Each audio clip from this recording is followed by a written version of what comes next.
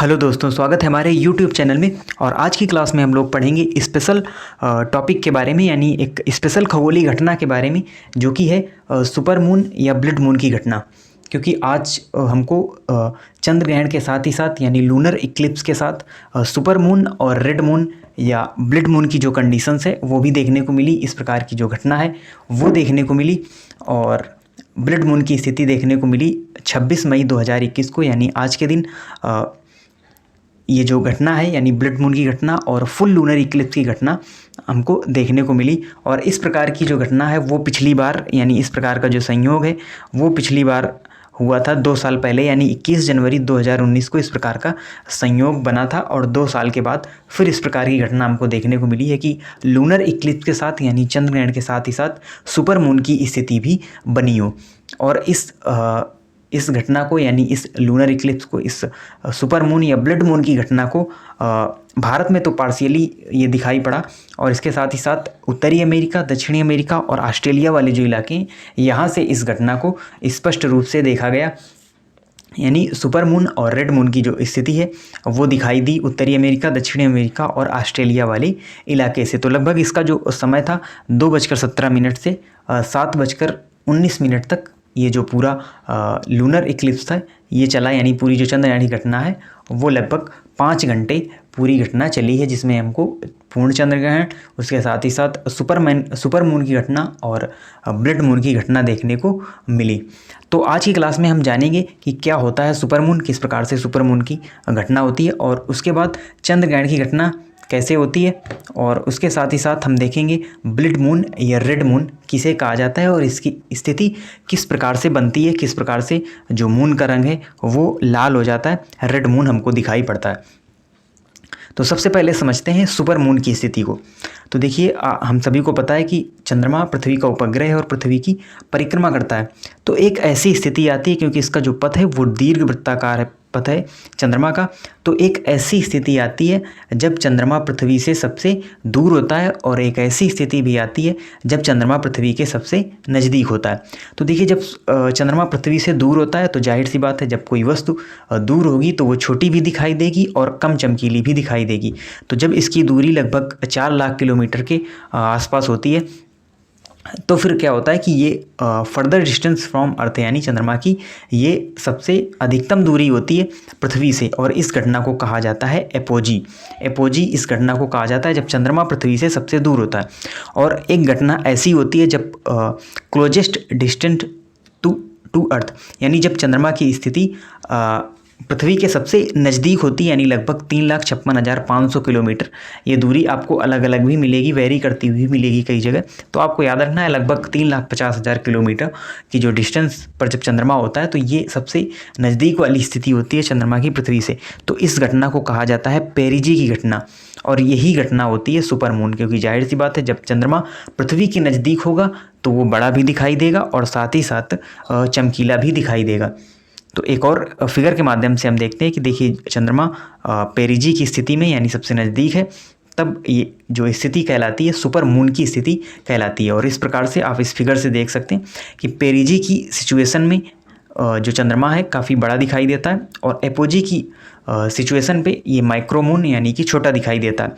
तो ये 14% बिगर और 30% ब्राइटर, यानी चंद्रमा पेरिजी की स्थिति में, सुपर मून की स्थिति में 14% बड़ा दिखाई देता है सामान्य स्थिति से, और साथ ही साथ ये 30% ज़्यादा चमकीला भी दिखाई देता है। एक और फिगर से हम देख सकते हैं कि पेरिजी की स्थिति में चंद्रमा बड़ा और एपोजी की स्थिति में चंद्रमा छोटा दिखाई देता है। और हमने देखा ऐसा क्यों होता है, क्योंकि चंद्रमा पृथ्वी के नज़दीक होता है इस सिचुएशन पे। अब आगे बढ़ते हैं हम, और हम देखते हैं जो लूनर इक्लिप्स की घटना है वो किस प्रकार से होती है, यानी चंद्र ग्रहण किस प्रकार से होते हैं। तो इसको बिल्कुल हम बेसिक से समझेंगे। तो देखिए, सबसे पहले क्या होता है कि हम सभी को पता है कि पृथ्वी और चंद्रमा का कोई अपना प्रकाश नहीं होता, ये सभी सूर्य के प्रकाश से ही प्रकाशित होते हैं।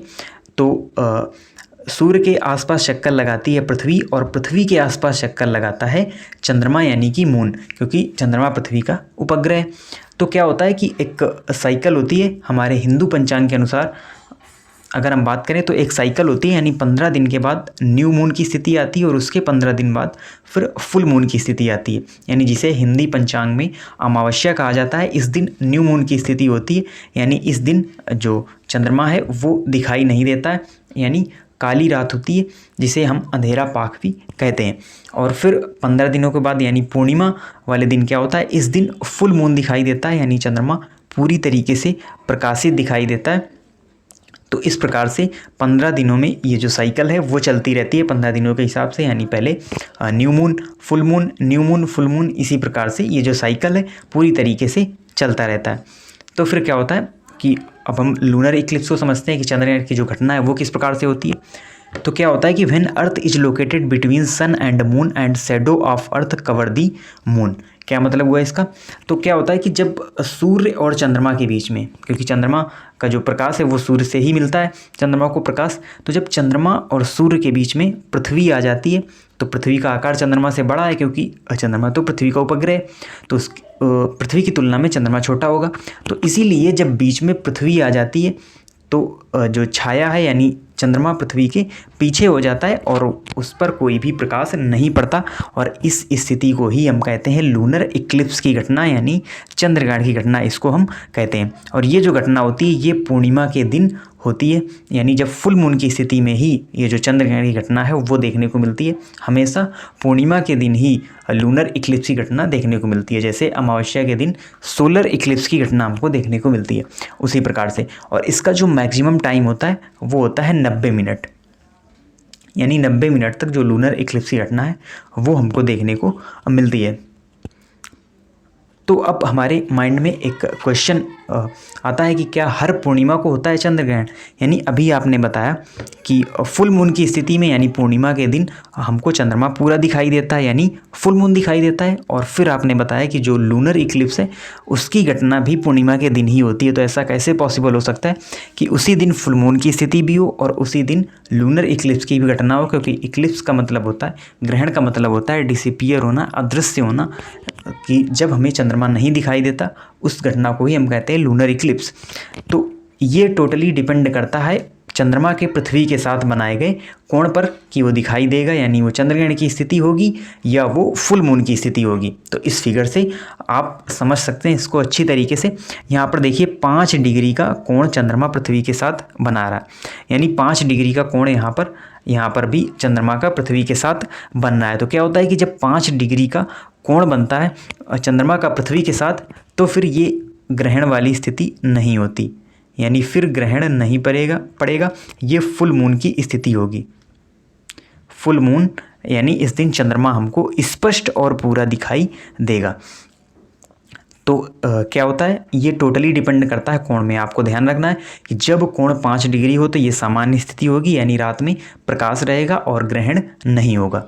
और फिर अगली जो घटना है यहाँ पर देखिए क्या होता है कि जब सूर्य, पृथ्वी और चंद्रमा तीनों सीधी रेखा में हों, तीनों सीधी रेखा में हो, यानी जो 5 डिग्री का कोण है वो यहाँ पर ना बने। जब 5 डिग्री का कोण चंद्रमा का पृथ्वी के साथ ना बने तो फिर ये जो स्थिति होती है यही इक्लिप्स वाली स्थिति होती है, यानी ग्रहण वाली जो स्थिति होती है यही स्थिति होती है। आप देख सकते हैं ये है सूर्य, ये है पृथ्वी और ये है चंद्रमा।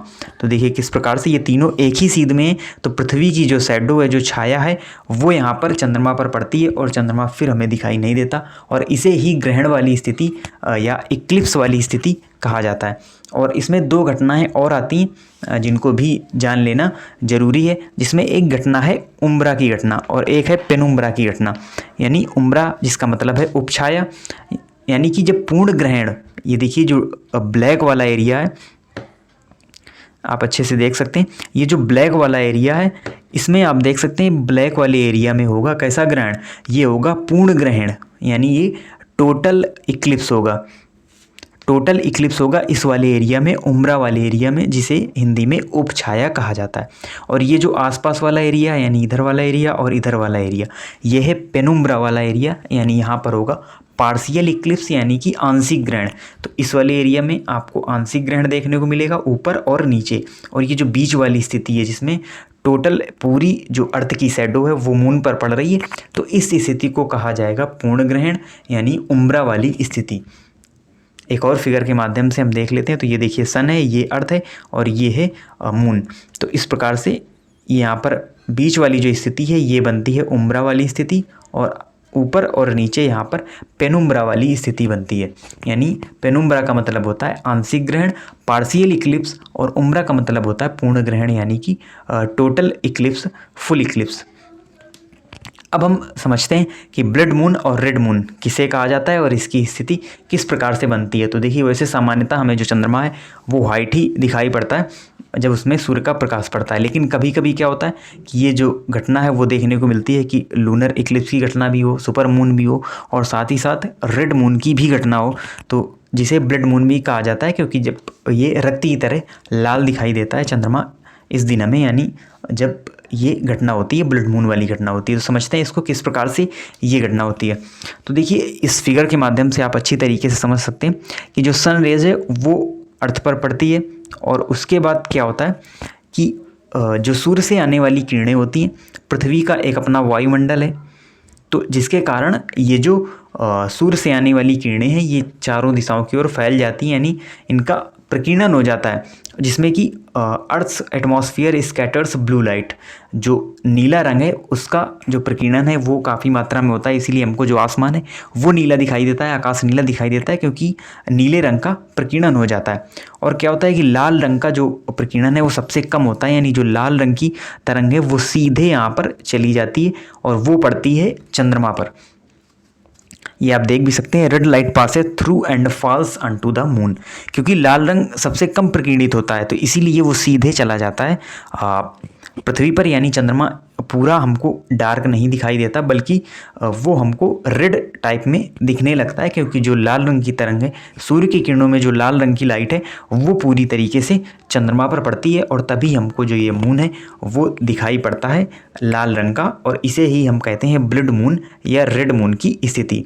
ये आप और फिगर से देख सकते हैं, जब इधर से सूर्य का प्रकाश इस पर पड़ता है तो ये जो लाल रंग का प्रकाश है ये चंद्रमा पर जाकर पड़ता है, बाकी जो कलर है वो यहाँ पर प्रकीर्णित हो जाते हैं पृथ्वी के वायुमंडल के द्वारा, और हमको ये स्थिति देखने को मिलती है। और इस प्रकार से जो चंद्रमा का रंग है वो हमको लाल दिखाई देता है, रक्त की तरह लाल दिखाई देता है, इसीलिए इसको नाम दिया जाता है ब्लड मून। ब्लड मून भी इसे कहा जाता है और रेड मून भी कहा जाता है, जो कि घटना हमको आज ही देखने को मिली है। तो आई होप आप अच्छी तरीके से समझ गए होंगे इस पूरे टॉपिक को कि सुपर मून की घटना किस प्रकार से होती है, चंद्र ग्रहण की घटना किस प्रकार से होती है, और साथ ही साथ किस स्थिति में जो रेड मून है या जो ब्लड मून है वो बनता है, और किस प्रकार से इस रेड मून या ब्लड मून की घटना होती है। तो ये रिसेंटली टॉपिक, करंट का टॉपिक था, यानी आज ही ये घटना हमको देखने को मिली, तो हम अच्छी तरीके से इन घटनाओं के बारे में हमने समझा। तो आप इसी तरीके से चैनल से जुड़े रहिए, मिलते हैं आपसे नेक्स्ट वीडियो में, तब तक के लिए धन्यवाद।